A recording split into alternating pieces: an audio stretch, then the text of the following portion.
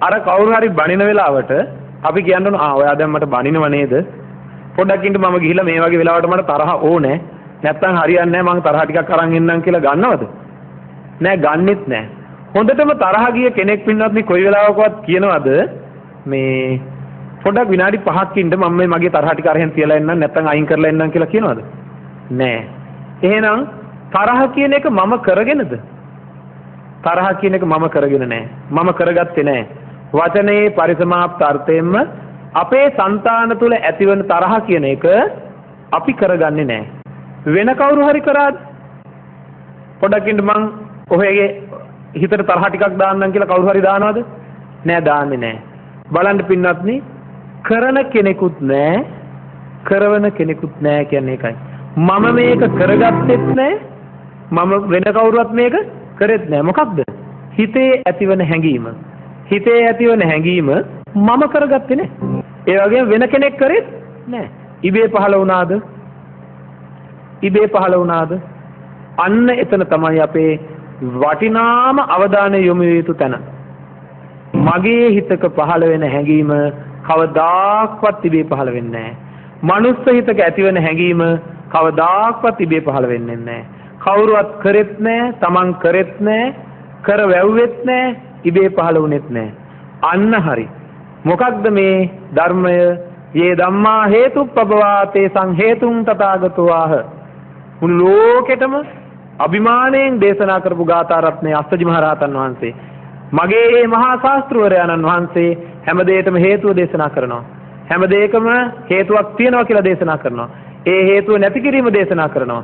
එහෙනම් ඒ ධර්මයට අනුව යමින් අපි තේරුම් ගන්න ඕනේ. තරහ කියන දේ හේතුවක් ඇතුව සකස් වෙනවා. තරහ කිව්වේ අපි උදාහරණයකට විතරයි. හිත ගැති වෙන රාග ආදී කෙලෙස් ධර්ම, ද්වේෂය, ඊර්ෂ්‍යා, ක්‍රෝධ, වෛර, මාන්න ආදී හැම එකක්ම පින්වත්නි හේතුව අනුව සකස් වෙන දෙයක්. එන්නේ හේතුව සකස් කරන්නේ නැතුව, ඒ හේතුව වෙනස් කරන්නේ නැතුව මොන තරම් අදිස්ථාන ගත්තත් මේක අඩු කරන්න පුළුවන් කමක් නැහැ. මේක නැති කරන්න පුළුවන් කමක් නැහැ. බුර බුරා නැගෙන ගින්දරක් ළඟට ගිහිල්ලා කවුරු හරි කෙනෙක් කියනවා මේ සැර වැඩි, ලොකු වැඩි යටට යනවා. ඒකට කවදාක්වත් යටට යන්නේ නැහැ. ඒක යට කරන්න පුළුවන් ක්‍රමවේදයක් තියෙන්නේ මොකක්ද? ගින්දරට හේතු උනේ මොනවද? දරනම්, වාතය නම්. අන්න ඒ වගේ අඩුවීමක් සිද්ධ කරොත් ගින්දර අඩු වෙනවා. ඒ වගේ මනුස්ස సంతාන තුල ඇතිවන්නා වූ විෂම වූ සිතුවිලි නැතිකරන්න අවවාදයෙන් විතරක් පුළුවන් කමක් නැහැ. අවවාදයේ එක කාරණාවක් විතරයි. ධර්ම ශ්‍රවණයේ එක කාරණාවක් විතරයි. ඒකට අපි නොහිතන ක්‍රමවේදයක් බුදුරජාණන් වහන්සේගේ ධර්මයේ තුල ඉතාම පැහැදිලිව තියෙනවා. අන්න හේතුව නැතිකරන්න, දෘෂ්ටිය වෙනස් කරන්න. ඊට පස්සේ මේ ලෝකය දැනෙන්නේ මේ සාමාන්‍ය කෙනෙකුට දැනෙන විදිහට නෙවෙයි. මේ ලෝකයේ තියෙන දේවල් දැනෙන්නේ සාමාන්‍ය කෙනෙකුට දැනෙන විදිහට නෙවෙයි. ඒකේ ඇත්ත ඇති සැටියෙන් දැනෙනවා. පුංචි උදාහරණයකට අපේ හිත යොමු කරමු. කවුරුත් සැප වේදනාවට කැමති. කවුරුත් සැප දේවල් වලට කැමති. ඒ කැමැත්තෙන්ද හැමෝම සැප හොයනවා. පින්වත්නි මොහොතකට හිතන්න. ඇයි අපිට ගැස්සෙන්නේ නැති වාහනයක් ඕනේ? ඇයි අපිට සැපට ඉඳගන්න පුටුවක් ඕනේ? ලෑලි පුටුවකුත් හොඳට සකස් කරලා තියෙන පුටුවකුත් තිබුණොත් කවුරුත් බලන්නේ කොයි පුටුවටද හැංගීම ඇති වෙන්නේ? හොඳ පුටුවට, කුෂන් කරලා තියෙන පුටුවට. ලෑලි පුටුවේ ඉඳගන්න කැමති නැත්තේ දැනෙන හින්දා. ගැස්සෙන වාහනයක යන්න කැමති නැත්තේ දැනෙන හින්දා.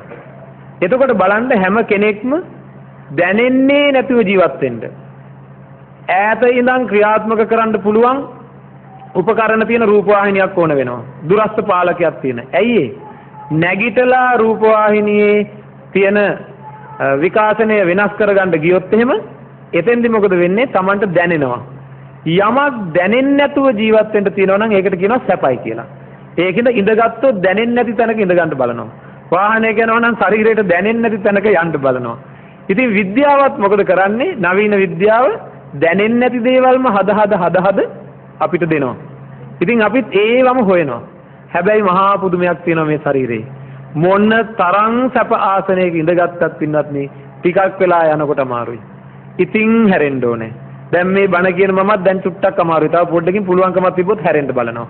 මේ බණ අහන අයත් හැරෙන්න බලනවා. පෙරලෙන්න බලනවා. ඉතින් එන්න ඒ වගේ ශරීරයේ අභ්‍යන්තරයෙන් සැපක් දැනෙන්නේ නැති මේ ශරීරයට සැප ලබා දෙන්න අපි හැම වෙලේම උත්සාහ කරනවා. ඉතින් ඒකින්ද හොඳට විමසන්න ඕනේ. මේකේ ඉවරක් නැහැ. හැබැයි ටිකක් වෙලා යනකොට ආය දුක් දැනෙනවා. වම් කකුල උඩින් දකුණු කකුල තියාගෙන ඉන්නවා සැපයි කියලා. චුට්ටකින් අපේ ශරීරය අපිට කියනවා වෙනස් කරගන්න කියලා. දකුණු කකුල උඩින් වම් කකුල තියන්න කියනවා. ආය චුට්ටකින් ඒ ශරීරෙම අපිට කියනවා අර පරණ විදිහටම තියාගන්න ආයතරයක් කියලා. ඉතින් මේක මොනතරම් සැප ආසනයක ඉඳගත්තත් වෙනස් කරන්න වෙනවා. ධර්ම ශ්‍රවණය කරන අයට ඊට වැඩිය වෙනසක් තියෙනවා පින්වත්නි. බලන්න විද්‍යාව එකතු වෙලා හැදුවොත් එහෙම දැනෙන්නෙම නැති පුටුවක් ඒක අපිට සාමාන්‍ය කෙනෙකුට ගන්න හම්බෙන්නේ නැහැ. ඉඳගත්තොත් දැනෙන්නෙම නැති පුටුවක් හැදුවොත් එහෙම ඒක හැමෝටම විශාල මිලකට අවලි කරන්න පුළුවන්කමක් ලැබෙනවා යම් ආයතනයකට. හැබැයි තවත් කාරණාවක් තියෙනවා. දැනෙන්නෙම නැති පුටුව හැදුවත් ඒ පුටුවේ ඉඳගෙන ඉන්න කෙනාට චිත්ත පීඩා ඇති වෙනවද නැද්ද? චිත්ත පීඩා ඇති වෙනවා. අහවලා මේක කිව්වා, අහවලා මට බැන්නා, අහවල් දේ වුණා කියලා චිත්ත පීඩා ඇති වෙනවා. හොඳයි. මේ නවීන විද්‍යාව කියන එක දියුණු වෙලා පින්වත්නි යම් ආසනයක ඉඳගත්තොත් චිත්ත පීඩාවක් නැති ආසනයක් හැදුවොත් යම් ආසනයක ඉඳගත්තොත් චිත්ත පීඩාවක් නැහැ. ඒ පුටුව නම් ලේසියකට ගන්න හම්බෙන්නේ නැහැ. මේ විද්‍යාවට එහෙම පුටුවක් හදාගන්න බෑ. නමුත් උතුම් බුදුන් වහන්සේගේ ධර්මය තුල හික්මෙන තමන්ගේ හැඟීම නිවැරදිව හදන අයට ලැබෙන ආසන වගේක් තියෙනවා. ඒ ආසනයේ තියෙන ප්‍රාථමිකම ආසනයක්. ඒ ප්‍රාථමික ආසනයේ වාඩි වුණොත් පින්වත්නි යම් විදිහකින් තමන්ගේ సంతානෙහි ඇතිවන හැඟීම් දියුණු කරලා වර්ධනය කරලා ඒ කියන ආසනයේ ඉඳගත්ොත් යම් කිසි කෙනෙක් එයාට මේ ශරීරය මතක් වුණත් දැනෙන්නෙම නැහැ. ශරීරය දැනෙන්නෙම නැහැ. ශරීරය දැනෙන්නෙම නැති ආසනයේ ඉඳගත්තා කියන්නේ විද්‍යාව තුළ හදපු ලොකුම පුටුවේ ඉඳගත්තට වැඩිය සැපද නැද්ද? හැබැයි මහා පුදුමයක් තියෙනවා. ඒ ආසනයේ වාඩි වෙච්ච කෙනාට චිත්ත පීඩා මාත්‍රයක්වත් නැහැ. චිත්ත පීඩා මාත්‍රයක්වත් නැහැ. එහෙනම් මේ ලෝකේ ඉන්න අපි බලාපොරොත්තු වෙන්න ඕන ප්‍රාර්ථනා කරන්න ඕන ඉහළම සැප. අන්න ඒ ඉහළම සැප කවදාකවත් සැප පුටුවේ නැහැ. සැප මෙත්තේත් නැහැ. වෙන කිසිම තැනක නැහැ. තියෙන්නේ කොතනද? ඔන්න ඔය කියන ආසනය තුල ඒක ප්‍රාථමික කියලා කිව්වේ ඒකත් తాවකාලිකයි. විවිච්ඡ කාමේහි විවිච්ඡ අකුසලේහි ධම්මේහි සවිතක්කං සවිචාරං විවේකජං ප්‍රීතිසුඛං ප්‍රථම ධානං උපසම්පජ්ජ විහෙරති කියලා දේශනා කරපු ආසනය. විවේකජං ප්‍රීතිසුඛං විවේකය හින්දාම ඇතිවෙන ප්‍රීතිය හා සැපය. බලන්න මේ පින්වත් ඇත්ත කල්පනා කරලා හොඳට විවේකයෙන්ද ඉන්නේ? විවේකයක් එහෙම තියෙනවද? කුමන විවේකයක්ද? මේ කයට කවදාකවත් විවේකයක් ලබන්න බෑ. ඇයි? දකුණු කකුල වම් කකුල උඩින් තියාගෙන විවේකේ ලබන්න ගත්තාම හිතම කියනවා හරවනවා දැන් අනිත් පැත්තට කියලා. සැප ආසනයක ඉඳගත්නේ විවේකේ ලබන්න හදපුවාම කියනවා දැන් අනිත් පැත්තට හැරෙන්න කියනවා. දැන් නැගිටින්න ඕක අමාරුයි ටිකක් ඇවිදින්න කියනවා. ඇවිදින්නකොට කියනවා නිදා ගන්න කියනවා. නිදාගෙන ඉන්නකොට කියනවා ආයෙ නැගිටින්න කියලා. ඒකින්ද කවදාකවත් විවේකයක් නැහැ මේ ශරීරයට. ඒකින්ද ශරීරයෙන් අපිට විවේකයක් ලැබෙන්නේ නැහැ. උපන් දවසේ ඉඳන් හැරෙන්න ඕනේ. තාම හැරි ඉන්නවා එහාට මෙහාට. ඒකින්ද විවේකයක් නැහැ. ඒ විතරක් නෙවෙයි නිබඳව නිරතුරුව පින්වත්නි මැරෙනකොට දාලා යන දේවල් ගැන කල්පනාව. හැම වෙලේම මට මේ දේ ලැබෙයිද මේ දේ ලැබෙයිද අර දේ ලැබෙයිද මේ දේ ලැබෙයිද නොලැබෙයිද පුදුමාකාර දෙයක් ඒක. බලන්න මොහොතකට හිතලා මේකේ තියෙන අතෘප්තිකර ස්වභාවය කොච්චරද කියලා. දරුවෝ නැති Tamanට දරුවෙක් උරුම වෙලා නැති දෙමව්පියෝ දෙන්නෙක් ඉන්නවා කියලා හිතන්න. ඒ අය කල්පනා කරනවා ලෝකයේ තියෙන ලොකුම සැප දරුවෙක්. එයාලා හැම වෙලේම දුකෙන් ඉන්නේ. එයාලට ලොකු දුකක් ඇවිල්ලා අපිට දරුවෝ නැහැ කියලා. මම අහනවා මේ පින්වත් අයගෙන් විවෘතවම. හොඳයි ඒ දෙන්නට දරුවෙක් ලැබුණොත් සියලු දුක් ඉවරද? සියලු දුක් ඉවරද? දරුවෝ නැතුව දුකෙන් ඉන්න අයට හදිස්සියෙම දරුවෙක් පහළ වුණොත් පින්වත්නි එතන ඉඳන් පටන් ගන්නෙ තවත් දුක් ගොඩක ආරම්භයක්ද නැද්ද? තමන් බලාපොරොත්තු වෙන දේ ලැබුණොත් අපි සැපයි කියලා මේ ලෞකික ලෝකේ කිව්වට ඒක ලැබීමම මහා දුකක්. එහෙනම් කල්පනා කරන්න ඕනේ. මහා පුදුම දෙයක්. මේ ලෝකේ තියෙන දේවල් අපි බලාපොරොත්තු වෙන දේවල් ලැබුණොත් නොලැබුණොත් දුකයි. ලැබුණොත් ඒ දුකයි. නොලැබුණත් දුකයි ලැබුණත් දුකයි. එහෙම දේවල් බලාපොරොත්තු වෙන්නේ දෙන්නේ. ඔන්න දැන් මේ ටික කියනකොට හිතෙනවා ඇත්ත කිව්වා වගේ. හාමුදුරුවෝ ඇත්ත ටිකක් කිව්වා වගේ. ලැබුණත් දුකයි නොලැබුණත් දුකයි කියලා. මං අහනවා මෙන්න මෙහෙම. ඕක අහගෙන ඉන්නකොට නම් මේ අයට ඇත්ත කියලා හිතෙනවා. කොච්චර වෙලා ඔය හැංගීම තියෙයිද? මෙතනින් එළියට යනකම් ඕනනම් තියෙයි. අන්න ඒ ඇයි? ඇහිීමෙන් පමණක් මේ අවශ්‍ය කරන දේ සිද්ධ වෙන්නේ නෑ. අන්න ඒකයි කියන්නේ. අන්න ඒ ඇහිච්ච දේ මතක තියාගෙන මේක ඇත්තද කියලා විමසන්න ඕනේ. අන්න ඒ විමසනකොට මොකද වෙන්නේ? ඒ තැනැත්තන් තුල ඒ හැඟීම ජනිත වෙනවා, ඒ දැකීම ඇති වෙනවා. ඊට පස්සේ ඒ ඇත්තෝ හඹාගෙන යන්නේ මොකක්ද? ලෝකේ තියෙන ලොකුම සැප මං ලබා ගන්නවා. ලෝකේ තියෙන ලොකුම සැප මං ලබා ගන්නවා. මොකක්ද ලෝකේ තියෙන ලොකුම සැප? කවදාක්වත් චිත්ත පීඩාවක් ඇති නොවන සැප. කවදාක්වත් ශාරීරික පීඩාවක් ඇති නොවන සැප. අන්න ඒ බුදුරජාණන් වහන්සේ තරම් සැප ගැන කතා කරපු තව කෙනෙක් නැහැ පින්නත්. සැප ගැන කතා කරපු තව කෙනෙක් නැහැ. මේ ලෝකේ මොන්න තරම් සැප ලබා ගන්න අපි ලෞකික වශයෙන් උත්සාහ කරත් අඩුම තරමින් විවේක මාත්‍රයක්වත් ලැබෙන්නේ නැහැ. විවේක මාත්‍රයක්වත් ලැබෙන්නේ නැහැ. ඔන්න ඒ කිව්ව පළවෙනි ආසනය, ප්‍රථම ධානය කියන පළවෙනි ආසනය තුල විවේක මාත්‍රය ලැබෙනවා. නමුත් ඒකත් తాවකාලිකයි. බුදුරජාන් වහන්සේ එතනින් නවත්තන්න කිව්වේ නැහැ. ඒ වගේ ශක්තිමත් හිතක් ඇති කරගෙන අන්න ඒ ශක්තිමත් හිත තමන්ගේ ශරීරය අනුන්ගේ ශරීරය කියලා කියන ලෝකයේ කෙරෙහි යොදවලා විමසනකොට මේ ශරීරය ගැන වැරදියට තියෙන හැඟීම අයින් වෙනවා. වැරදියට තියෙන හැඟීම අයින් වෙලා ලෝකයේ ඇත්ත දැනෙන්න පටන් ගන්නවා. ඇත්ත දැනෙනකොට කාමච්ඡන්දය තුනී වෙනවා. ව්‍යාපාදේ කියලා කියන තරහ ඇති වෙන ස්වභාවය අඩු වෙනවා. තීන මිද්දේ කියලා කියන ඔහේ වැටි ඉන්න ගතිය අඩු වෙනවා. හැම වෙලේම ප්‍රබෝධමත්ව ජීවත් වෙන කෙනෙක් බවට පත් වෙනවා. ඒ විතරක් නෙවෙයි විචිකිච්ඡාව, උද්ධච්ච කුක්කුච්ච කියලා කියන සැකය සහ නොසහිත්වල ඇති වෙන නොසන්සුන්කම් හිමින්තරේ දුර වෙලා යනවා. එකම කුසල අරමුණක තමන්ගේ හිත රුවා ගන්න පුළුවන්කමක් ලැබෙනවා. කවදාක්වත් නැති මහා සුවයක් දැනෙන්න යන්නේ එතකොට. ක්‍රමානුකූලව තමන්ගේ හිත කුසල ආරම්මණයක වර්ධනය කරනකොට පින්වත්නි, ක්‍රමානුකූලව ඒක ආයාසයෙන් වර්ධනය කරනකොට ක්‍රමානුකූලව ඒක වර්ධනය වෙන්න පටන් ගන්නවා හිතේ. හිතේ කුසල අරමුණ ප්‍රබල වෙන්න ඒ අරමුණ ප්‍රබල වෙලා නිකම්ම නැගෙන්න පටන් ගන්නවා. හේතු ඇතුව සකස් වෙලා තමන්ගේ හිතේ ආයාසයෙන් තොරවම නැගෙන්න පටන් ගන්නවා කුසලයක්. අන්න එවැනි හැඟීමක් ඇති වෙන තත්ත්වයට පත් කරගත්තාම මේ කය ටික ටික දැනෙන්නේ නැතුව යනවා. ඊළඟට එතන කාමච්ඡන්ද ආදිය නැති වෙනවා. අකුසල ධර්ම හැඟෙන්නේ වැඩෙන්නේ නැති වෙනවා. බරක් බිම තිබ්බා වාගේ දැනෙන්න පටන් ගන්නවා. ණයක් අරගෙන ඉන්න කෙනෙකුට පොලී ගෙවගෙන ඉන්න කෙනෙක් වගේ මේ ජීවිතය. ඇයි එහෙම කියන්නේ? ණයක් ගත්ත කෙනෙක් පොලී ගෙවගෙන ඉන්නවා වගේ කියන්නේ මේ බලන්න. හොඳට කල්පනා කරලා. මාසයකට සැරයක් පොලිය ගෙවන්න ඕනේ. ඉතින් පොලිය ගෙවුවේ නැත්නම් හරිය අමාරුයි. ණය අයිතිකාරය ඇවිල්ලා හරියට කරදර කරනවා. පොලිය ගෙවලා දැම්මාම මාසයකට සැරයක් යන්තම් මේ මාසෙ මම පොලිය ගෙවලා දැම්මා කියලා සන්තෝෂයක් ඇති වෙනවා. එහෙම නේද? හැබැයි ණය බරෙන් නිදහස්ද? නෑ. පොලිය ගෙවන්න බැරි වුණොත් හරියට කරදර කරනවා. ණය බරෙන් නිදහස් නෑ. ඊළඟ මාසෙත් ගෙවන්න ඕන කියලා දන්නවා. හැබැයි හදිස්සියේම මුළු ණයම ගෙවලා දාගන්න පුළුවන් වුණොත් ආය මට කවදාකවත් පොලිය ගෙවන්න නෑ නේ කියලා විශාල සහනයක් ඇති වෙනවා. මේ ජීවිත අරන් බලන්න. මේ ජීවිත ගිනි ගන්නවා වගේ වෙනවා පින්වත්නි. තමන් ප්‍රිය උපදවන රූපයක් මතක් වෙනකොට, තමන් කැමති දේවල් මතක් වෙනකොට ඇතුලෙන් ගින්නක් වගේ එනවා. එන ගින්න එනකොට හරියට ගිනි ගොඩක් උඩ හිටගෙන ඉන්න කෙනෙක් වගේ. එයා හැම වෙලේම බලන්නේ ගින්න අයින් කරගන්න. උදෑසනම සමහර අයගේ චිත්තසංතානවල හැඟීම් ඇති වෙනවා. අද යනවා. කොහේ ගිහිල්ලා අහවල් රූපේ බලනවා කියලා අනක් දෙනවා. ඒ අනක් දෙනකොට ඒ ශරීරය ඇතුළ ගිනි ගන්නවා වගේ. ඒ ගින්න පත් වෙනකොට එයාට ඉඳගෙන ඉන්න බෑ. නැගිටින්න වෙනවා. නැගිටලා ඉන්න බෑ. ඇවිදින්න වෙනවා. ඉතින් යන්නම ඕනේ. ඉතින් ගිහිල්ලා කොහොම හරි කරලා තමන් කැමති රූපය එක සැරයක් ඇහැට දකිනවා.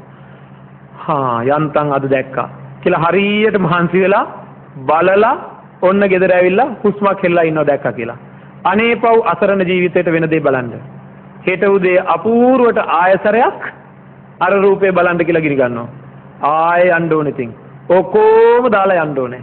නේද? කාට හරි හොරකම් කර හරි යන්න ඕනේ. බොරු කිය හරි යන්න ඕනේ. එක සැරයක් බලපු රූපේ නැවත බලන්න කියලා. අපේ හිත ගිනි ගන්න ඕන මේ ස්වභාවය මනුස්ස సంతානවල තියෙනවා. හැමෝම ඒකින්ද රූප අරමුණු කරගෙනම ජීවත් වෙනවා. ශබ්ද අරමුණු කරගෙනම ජීවත් වෙනවා. හැමදාම හිතක නැගෙන ඒ ප්‍රබල හැඟීම් කාම ලෝකය ගැන දැනුණාම හැමෝම දුවනවා.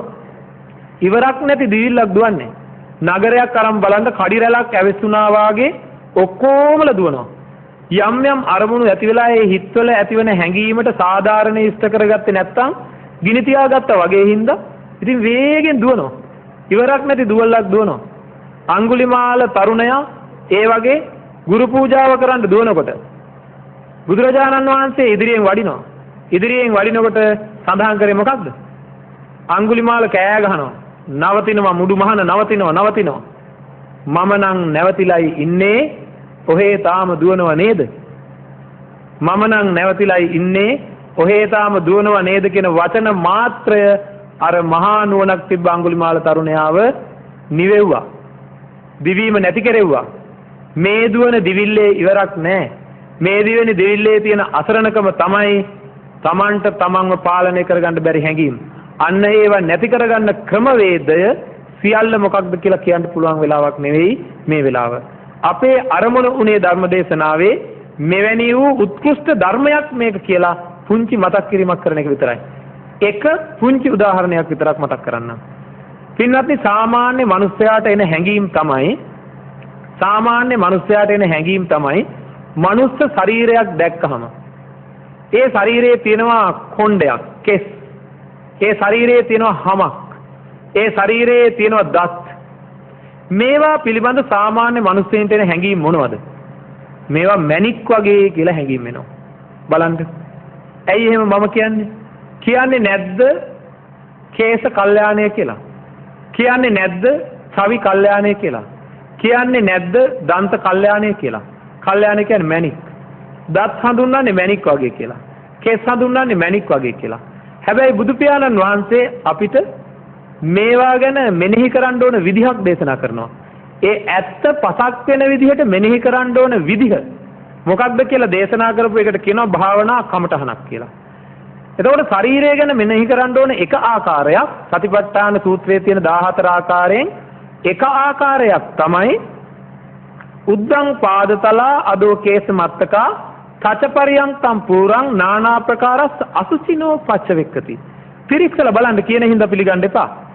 පාදතලයේ ඉඳලා කෙස් මත්තකය දක්වා ඊටාම අසුචියෙන් පිරිච්ච ශරීරයක් හැමෙන් වැහිලා තියෙනවාය කියලා විමසලා බලන්න කියලා සඳහන් කරනවා. ඉතින් නිකන් ඉන්නේ නැහැ. විමසලා බලන්න ඕනේ. කොහොමද? වර්ණ වශයෙන් විමසලා බලනවා. ගන්ධ වශයෙන් විමසලා බලනවා. පිහිටි තන වශයෙන් විමසලා බලනවා. නුවණ තියෙන ඇත්තෝ ඇත්ත හොයන්න අන්නේ විදිහට විමසනවා. අන්නේ විදිහට විමසනකොට ඔන්න මෙන්න බලන්න දෘෂ්ටිය වෙනස් වෙන හැටි. මම එකක් විතරක් ගන්නම්. දතක් කියලා හිතන්න. දතට සාමාන්‍ය අය කිව්වේ කල්යාණයක් කියලා. දත වර්ණ වශයෙන් මෙනෙහි කරනවා කියන්නේ ඉතින් ඇත්ත අරගෙන වෙනදා වගේ අපේ දත්ත කල්යාණයක් කොහෙන්ද හොයාගන්නේ කී ඉන්නේ නැතුව උඩුකය ඍජු කරගෙන බුදුරජාණන් වහන්සේගෙන් ලැබිච්ච කමඨහන අරගෙන දතේ ඇත්ත తත්වය මොකද්ද කියලා තමන්ගේම ශරීරයේ තියෙන දත ගැන මෙනෙහි කරනවා. භාවනානුයෝගියා මෙනෙහි කරනවා. මේ දතේ පාට නම් කතාවේ තියෙන්නේ සුදු කියලා. හැබැයි මේක කහ පාටයි. ඇතුල් පැත්තෙන් කළු පාටයි. මේක ඊටා පිළිකුල් පාටක් තියෙන්නේ. ඊළඟට සටහන් දැන් යම් තැනක තියෙනවා කියලා හිතන්න ප්ලාස්ටික් වලින් හදපු මල් වගේ. මේ මෙතන තියෙන්නේ මල්ද ප්ලාස්ටික්ද? ප්ලාස්ටික් තියෙන්නේ. හැබැයි මේක දකින්නකොට මල් වල සටහන තියෙනවා අපිට. මල් වල සටහන තියෙන හින්දා අපිට ප්‍රිය උපදවනවා. අර ප්ලාස්ටික් ටික උණු කරලා යම් විදියකින් දත් සෙට් එකක සටහනක් හදලා මේසයක් උඩින් ගෙනල්ලා තිබ්බොත් කවුරුවක්වත් කැමති වෙන්නේ නැහැ. අර ප්ලාස්ටික් ටිකමයි. එහෙනම් මගේ කටේ තියෙන මේ දත්වල හැඩය පිළිකුල් සහගතකද මල් වගේද? නෑ, අනිත් අයට පෙන්වන්න බැරි තරම් පිළිකුලක් තියෙන හැඩයක් මගේ දත්වල තියෙනවා කියලා Tamanටම මතක් වෙනවා. ඊළඟට ගන්ධ ගැන මං කියන්න ඕනේ නෑ. උදේ පාන්දර දැන් දත් ඔක්කොම මැදගෙන අපි ඇවිල්ලා හිටියට මේ දැන් කවුරු හරි පොඩ්ඩක් දතකට ඇඟිල්ල තියලා පිරිමැදලා නාසිකාවට කිට්ටු කරලා බැලුවොත් ගන්ධ ගැන හොයාගන්න පුළුවන්. මේ ශරීරය ගඳ විමානයක්. ඒකයි කිව්වේ নানা ප්‍රකාර අසුචි කියලා. මේක සමහර විට මැරෙනකන් කාටවත් මතක් වෙන්නේ නැහැ. මැරෙනකන් ඇත්ත මතක් වෙන්නේ නැතුව ජීවත් වෙනවා කිව්වේ ඒකයි. දැන් මේ කියනකොට තේරෙනවා. කියනකොට තේරුණාට හැඟීම ජනිත වෙන්නේ නැහැ. ඒකින්ද ඇත්ත හැඟීම ජනිත වෙන විදිහට මෙනෙහි කරන්න ඕනේ. එහෙනම් බලන්න කවදාක්වත් පින්වත්නි අපේ ශරීර වලට සමනල්ලු එහෙම හොයාගෙන ඇවිල්ලා වහනවද? නෑ වහන්නේ නෑ. මීමැස්සෝ එහෙම එනවද? නෑ. මොනතරම් වුණත් මොකද වෙන්නේ? වෙලාවකට ලැජ්ජාහත් හිතෙනවා. ඇයි? මේ ඉන්නකොට මේ බණ කියනකොටත් වෙලාවකට මේ පවන්නත්තක් එහෙම තියාගෙන ඒකට මැස්සෙක් දෙන්නෙක් එනවා අර මාළු කඩේ වගේ. නේද? ඒ මොකද? එයාලා දන්නවා හොඳට මේකේ තියෙන්නේ මොනවද කියලා. අපි මේක මහා අනර්ග වස්තුවක් විදියට හිතාගෙන ජීවත් වෙනවා. නමුත් කොටස් 32ක් නිවැරදි වශයෙන් මෙනෙහි කරනකොට මොකද වෙන්නේ පින්වත්නි? මේක මස් පර්වතයක්. මේක මහා පිළිකුල් කටයුතු වස්තුවක්. මේක තවත් කෙනෙකුට පෙන්වන්න බැරි ස්වභාවයක තියෙන හැම පැත්තෙම දුගඳ වහනය වෙන මේ හැම ගැන හිතලා බලන්න. හැම කියලා කියන එක අපි පාසලකට ගියා අපි රෝහලකට ගියා කියලා හිතන්න. ඊ타ත්ම අසාධ්‍ය රෝගියෙක් පොරෝපු ඇඳ ඇතිරිල්ලක්. කවුරු හරි අපේ ඔළුවේ ඉඳන් පල්ලෙහාට යනකම් පොරවනවා. විහිළුවට. අපිට මොනවද හිතේද?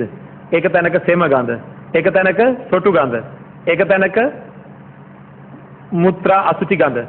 ඉතින් මෙවැනි ආවරණයක් අරගෙන අපේ ඇඟ පුරාවට පෙරෙවුවොත් එහෙම මොකද වෙන්නේ? අපිට අප්‍රසන්නකමක් ඇති වෙනවා. ඇයිගල ඒක අයින් කරන්නම හදනවා.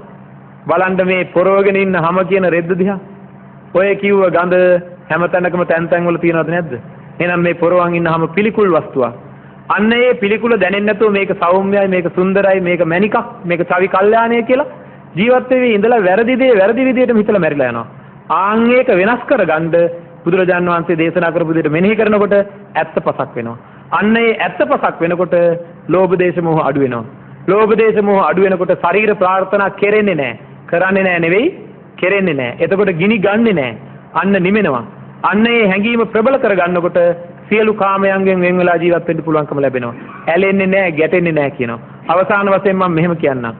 මැනික් කියලා සඳහන් කරන මේ ශරීරයේ තියෙන එක දෙයක් ගැන අවසාන වශයෙන් මතක තියාගන්න මෙහෙම හිතන්න. අපි වාහනයක යනකොට කෙනෙක් යම්කිසි අප්‍රසන්න හැඟීමක් ඇතිලා වමනේ දාලා. වමනේ දාලා ඉන්නවා දැක්කහම ඒ ළඟ ඉන්න කෙනාට මොකද වෙන්නේ? ටිකක් ඉවස ගන්න බැරි වුණොත් එයාත් මොකද කරන්නේ? ඔක්කාරය කරලා දෙයනේ දාන්නේ අර එළිය තිබ්බ අප්‍රසන්න දේ තියෙන්නේ. අන්න ඒ අප්‍රසන්න දේ ගැන අප්‍රසන්නකම ඇති වෙලා ඒ જાතියම එකක් මෙතනින් එළියට දානවා. එහෙනම් අර જાතියම එකක් කොහෙද තිබිලා තියෙන්නේ? අප්පිරිය හිතුනේ අර එළිය තියෙන එකක් ගැන. දැන් මේ ඒ જાතියම එකක් මේ පැත්තේ. එහෙනම් අපි සමහර විට මැරෙනකම්ම දන්නේ නැහැ මගේ බඩ ඇතුලේ වමනේ ගොඩක් තියෙනවා කියලා. ඉතින් දන්නේ නැතුව ජීවත් වෙනවා. අන්න ඒ දන්නේ නැතුව ජීවත් වෙන හිඳයි ලෝභ දේශ මොහ ඇති වෙන්නේ. අන්න ඒ හැඟීම් වෙනස් කරලා ඒ ප්‍රබල හැඟීම් ඇති කරවුවොත් හිතවල ඇතිවෙන සිතුවිලි වෙනස් වෙනවා. අන්න එතකොට තමයි දැහැමි සමාජයක් ඇති කරන්න පුළුවන්කම ලැබෙන්නේ. ලෝභ දේශ මොහෙන් තොර සමාජයක්. වැරදි දැක්ම හිඳයි වැරදි හැඟීම් එන්නේ. වැරදි හැඟීම් හිඳයි වැරදි ක්‍රියාවන් සිද්ධ වෙන්නේ. අන්න හේතුව තේරුම් අරගෙන අපි බෞද්ධ විදියට අපිට තියෙන අභිමානය තමයි මගේ හිතේ වැරදි හැඟීම් ඇති වෙනවා නම් මම ඒක හදන්න ඕනේ. මේක මට අයිති හිතක් නෙවෙයි කියන එක දැනගන්න එක. ඉතින් අන්න ඒ එන්න එක තමයි බෞද්ධ විදියට අපිට ලැබෙන්න ඕනේ ලැබිලා තියෙන විශාලම අභිමානය. ශ්‍රී ලාංකිකයෝ විදිහට වැඩිපුරම බෞද්ධත්වය රැඳෙන ඕනෑම කෙනෙකුට බෞද්ධ දර්ශනය හදාරන්න පුළුවන් නිදහස තියෙන නායකත්වයක් සපයලා තියෙන මෙවැනි වූ යුගයක මේ ඇත්තන්ට පුළුවන්කම තියෙන්න ඕනේ මම මේ උතුම් බෞද්ධ ධර්මයෙන් උපරිම ප්‍රයෝජනය ගන්නවා. මගේ හිතේ තියෙන වැරදි සිතුවිලි වෙනස් කරනවා. වැරදි විදියට හැදෙන සිතුවිලි වෙනස් කරනවා. ඒ සඳහා අන් අයට මඟ පෙන්වනවා. එවැනි අභිමානවත් ජාතියක අභිමානවත් රටක් ලෝකෙම ඉන්න එකම අභිමානවත් ප්‍රෞಢ ඉතිහාසයක් ඇති රටක් ජාතියක් මිනිසුන් බවට අපිට පත් වෙන්න පුළුවන්කම තියෙන්නේ බෞද්ධ ආభాසය තුලින් කියන අදහස පෙරදරි කරගෙන අපි අද දවසේ මේ ඇත්තන් වෙනුවෙන් සිද්ධ කරන්න යෙදුන ධර්ම දේශනාවේ අවසාන භාගයට ලබා වෙනවා. ඉතින් මේ අවස්ථාවේදී අපි පැහැදිලිවම අද අපේ රටේ නායකත්වයේ සපයන පින්වත් ජනාධිපතිතුමා ඒ වගේම මේ ජනාධිපති ආර්යාව ඇතුළු ඒ කාර්ය මණ්ඩලයේ හැමදෙනාම විශාල කැපකිරීමක් ඉස්ස සිද්ධ කරමින් කටයුතු කරනවා. ඒ කරන කටයුතු සඳහා බෞද්ධ ධර්මයේ තුල හික්මෙන අය විදියට බුදුරජාණන් වහන්සේගේ ධර්මයේ හික්මෙන ශ්‍රාවකයෝ හැටියට අපි ආශිර්වාද කරනවා. ඉතාමත් ආශිර්වාද කරනවා. මේ රට බෞද්ධ හැඟීමෙන් බර වෙච්ච බෞද්ධ දර්ශනය තුල විශාල දියුණුවකට පත් වෙන ලෝයෙහි කිසියම්ම වූ ජාතියකට ආගමකට හොල්ලන්න බැරි ජාතියක් අභිමානවත් ජාතියක් බවට පත් කර ගැනීමේ වගකීම තියෙන අපි හැමෝටම ඔබ අප හැමදෙනාම එකතු වෙලා එවැනි වූ ආදර්ශමත් එවැනි වූ අභිමානවත් රටක් ජාතියක් සකස් කරගෙන ලෝකේ පළවෙනි ජාතිය විදිහට පළවෙනි රට විදිහට සස්ත්‍රීකවත් රටක් බවට පත් කරගන්න අවශ්‍ය කරන ශක්තිය ධෛර්යය වීරය අදිෂ්ඨානයේ වාසනාව ප්‍රඥාව හැම දිනාටම පහළ වේවා. ඒ සඳහා සියලු දෙවි දේවතාවුන් වහන්සේගේ රැකවරණය මහානායකත්වයේ සිට සියලු දිනාටම ලැබේවා. ත්‍රිවිධ රත්නත්‍රයේ ආශිර්වාදය ලැබේවා. හැම දිනාටම අවසානයේදී උතුම් නිර්වාණ සාන්තියෙන් සැනසෙන්න මේ කරගන්නා වූ මහඟු පුණ්‍ය කර්මයන් හේතුවක්ම වේවා කියලා ප්‍රාර්ථනා කරනවා. ආකාසට්ටා ච බුම්මට්ටා දේවා නාග මහිද්దికා පුඤ්ඤන්තං අනුමෝදිත්වා තිරං රක්ඛන්තු ශාසනං තිරං රක්ඛන්තු දේශනං තිරං රක්ඛන්තු මං පරන්ති. අද ඇසලපුර පසළොස්වක පොහෝදා අමාදම් සිසිලස ධර්මදේශනාවෙන් අපට ධර්මානුශාසනා ගෙන දේශකයන්න් වහන්සේ මහව ඉහළගම ගල්ලෑවිහෙර ආරණ්‍ය සේනාසන වාසී විනයාචාර්ය කම්මට්ටානාචාර්ය අවසරයි ගෞරවාර්හ උඩුදුම්බර කාශ්‍යප ස්වාමින් වහන්සේ දැන් ශ්‍රීමත් ජනාධිපතිතුමන් උන්වහන්සේ උදෙසා පිරිකර පූජා කෙරෙන අවස්ථාව.